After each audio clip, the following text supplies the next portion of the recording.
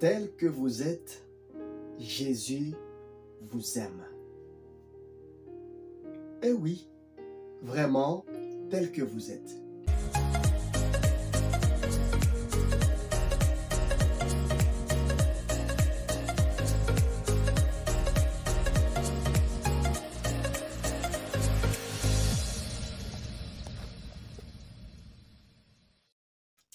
Vous savez, nous avons des critères pour aimer. Nous voulons que quelqu'un soit gras, que quelqu'un soit élacé, que quelqu'un soit court, que quelqu'un puisse avoir tel ou tel autre caractère. Mais je vous dis, Jésus vous aime. Que vous le compreniez ou pas, il vous aime. De son côté, il a déjà fini. Vous n'avez rien que vous puissiez faire pour attirer Jésus vers vous. Vous n'avez rien de bon qui puisse attirer Jésus. Son amour, c'est un amour inconditionnel. Suivez-moi très bien. Jésus, il vous aime tel que vous êtes. Nous là, nous pouvons vous rejeter à cause de vos défauts. Mais Jésus vous aime tel que vous êtes. Vous ne me croyez pas? Eh bien, posez la question à Zachée. Zachée était taxateur de son époque. Les taxateurs travaillaient avec les ennemis des Juifs. C'était des Juifs qui étaient utilisés contre les Juifs. Alors, puisque le monde est ce qu'il est, comme vous le connaissez, quand il travaillait pour le Romain qui colonisait son peuple, le peuple juif, lui aussi, il ajoutait l'impôt dans l'impôt. Vous comprenez, non? Il y a un terme qui s'utilise, on dit TVA. Il y a ceux-là qui cherchent le TVA partout. Donc, il ajoutait aussi son impôt dans l'impôt.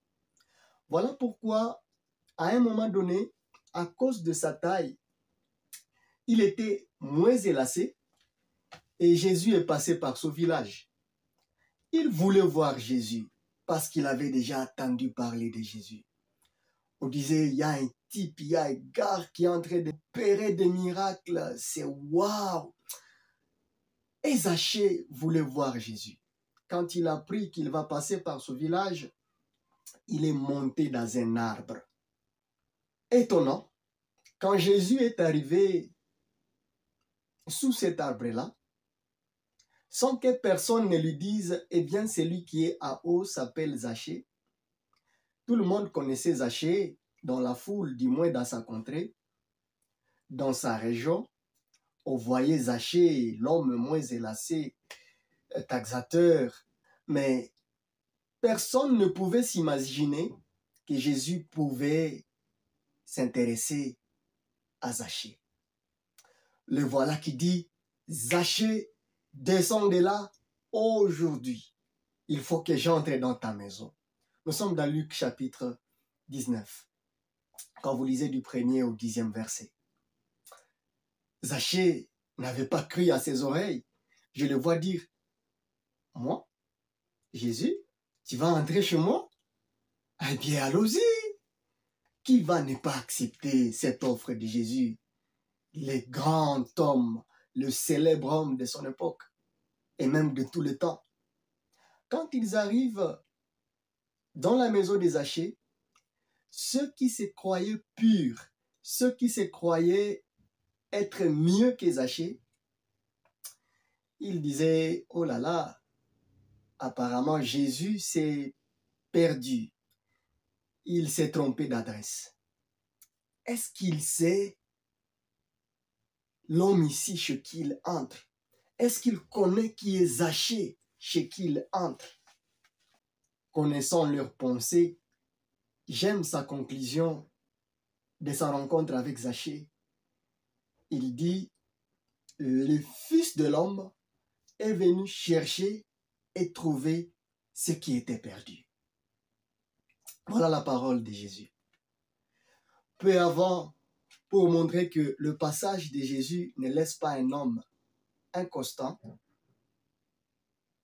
Quand Jésus est entré dans la maison de Zachée, voilà Zachée qui dit, je vais donner mes biens aux pauvres.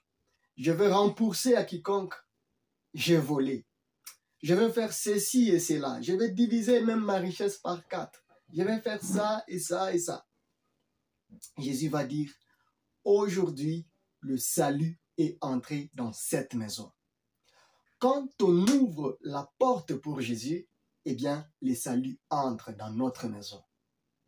Bien-aimé, peu importe ce que les gens disent de toi là dehors, j'aimerais te dire, si Jésus entre en toi, il va tout changer.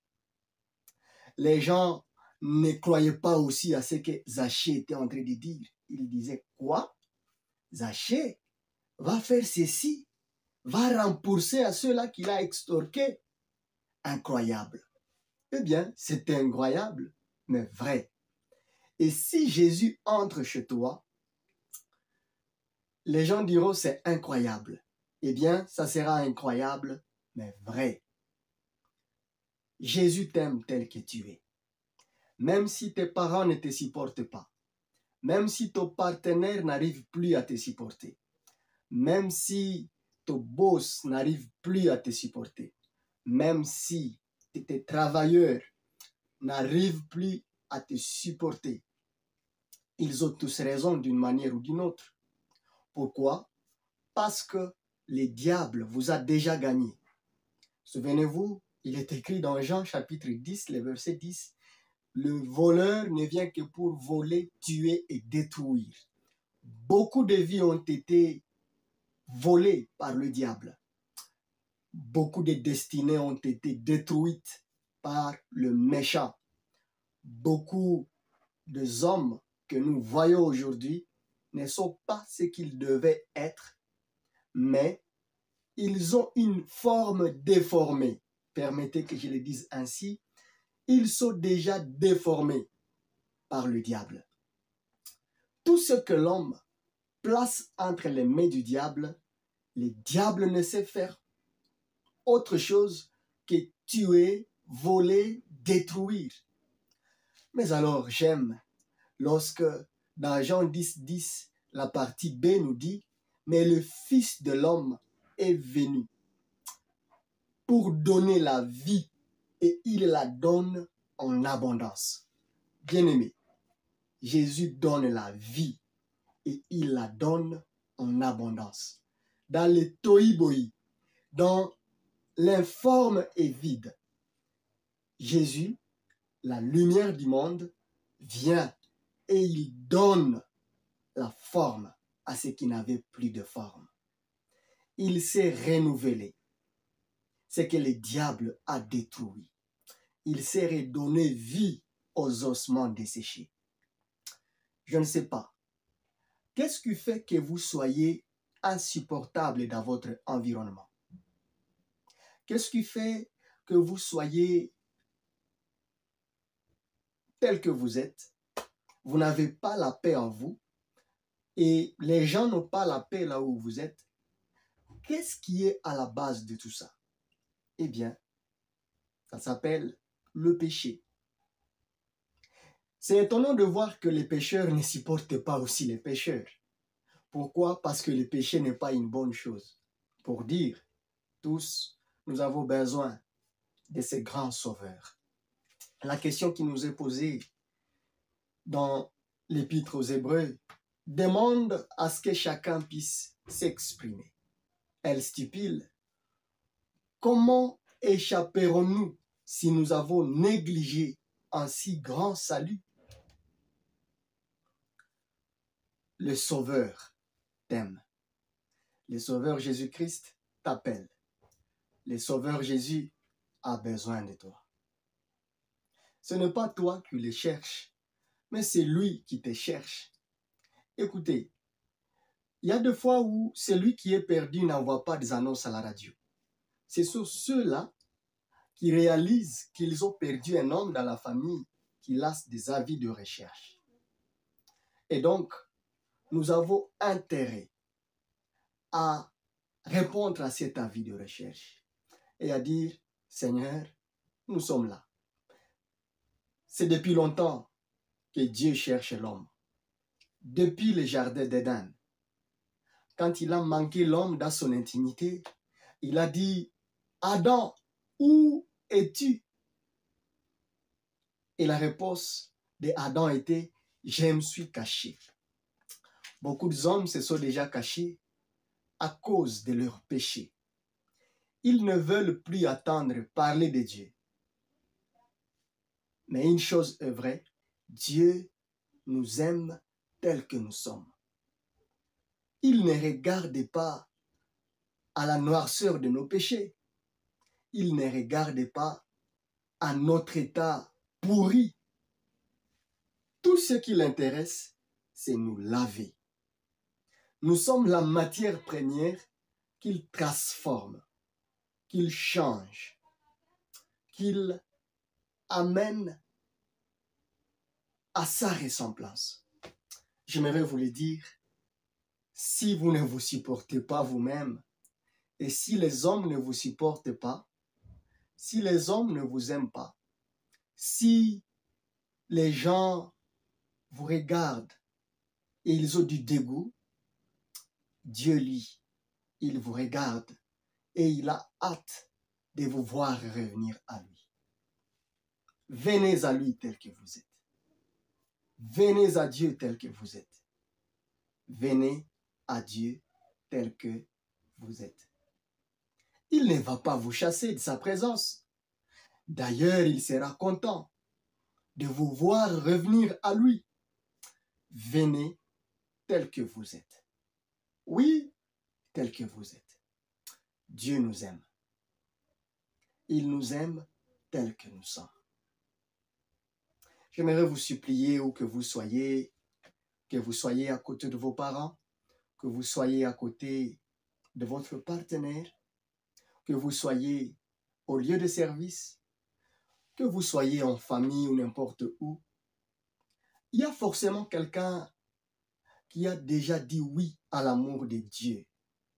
Et je vous dis vrai, cet homme-là, il a de la matière à vous donner. Peu importe qu'il soit petit, en âge ou en fonction par rapport à vous, juste avec l'humilité, vous pouvez apprendre beaucoup de lui. Voilà pourquoi je peux vous suggérer de voir cette personne-là, qu'il vous guide, qu'il vous montre la voie du salut. Pourquoi? Parce que il y a toujours besoin d'hommes pour amener les hommes là où ils n'ont jamais, où ils ne sont jamais arrivés d'eux-mêmes. Ce n'est pas en vain qu'elle dit que celui qui traverse la rivière, le premier, en connaît mieux les endroits glissants. Et donc, celui qui a déjà marché avec Jésus, il peut vous amener à Jésus. Celui qui a déjà goûté à l'amour de Dieu, il peut continuer à vous parler de cet amour, l'amour éternel, l'amour du Dieu vivant. C'est ce que je vous souhaite. Et je prie de tout mon cœur que vous soyez transformés, que vous puissiez rencontrer ce véritable amour. Dieu vous aime tel que vous êtes. Et c'est vrai. Époustouflé par son amour, un écrivain avait mis ces lignes dans son agenda qui plus tard ont été transformées en cantiques. Et il disait, « Ah oui, c'est vrai, je sais que c'est vrai. Il est écrit, cela suffit, que Jésus m'aime au bonheur suprême. La Bible me le dit. Ah oui, c'est vrai, je sais que c'est vrai. Il est écrit, cela suffit, que Jésus m'aime au bonheur suprême. La Bible me le dit. Ah oui, c'est vrai, je sais que c'est vrai. Il est écrit, cela suffit, que Jésus m'est mon bonheur suprême. La Bible me le dit. Il ne vous condamne pas, il vous aime. Puissiez-vous juste sortir de vos péchés et lui tendre sa main. Parce qu'il est le premier à vous avoir tendu sa main en disant, eh bien, je suis venu chercher et sauver celui qui était perdu. Je prie que vous puissiez rencontrer cette main et que vous puissiez l'accepter. Que toute votre vie change d'un coup et que vous puissiez témoigner de l'amour de Dieu. Que Dieu vous bénisse.